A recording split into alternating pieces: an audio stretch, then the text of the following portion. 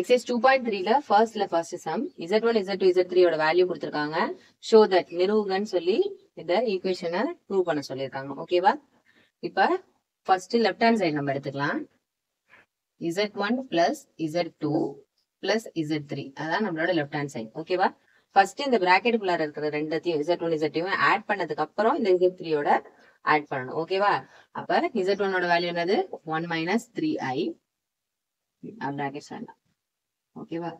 1 minus 3i அடுத்து z ஓட value என்னது minus 4i. ஓகேவா? இது எல்லாத்தையும் சேர்த்து ஒரு பிராக்கெட் பிளஸ் z3 ஓட வேல்யூ என்னது 5. ஓகேவா? இப்போ இந்த பிராக்கெட் குள்ள இருந்து சால்வ் பண்ணுங்க. 1 இது எல்லாத்தையும் சால்வ் பண்ணீங்கன்னா என்னது minus 7i பிளஸ் இங்க உள்ள 5 எடுத்து போட்டுட்டு இப்போ என்ன செய்யணும்? இங்க இருக்க நம்பர்ஸ் எல்லாம் முதல்ல ஆட் பண்ணிக்கிட்டீங்கன்னா என்னது 5 plus 1 6 so 6 minus 7i.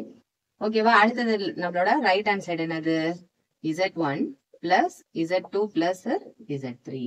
அப்ப z2 z3 முதல்ல ஆட் பண்ணிட்டு அதுக்கப்புறம் வந்த ஆன்சர் என்ன செய்யணும்? z1 ஓட நம்ம ஆட் பண்ணணும். z1 ஓட வேல்யூ என்னது 1 minus 3i பிளஸ் z2 ஓட வேல்யூ என்னது minus 4i z3 ஓட வேல்யூ 5.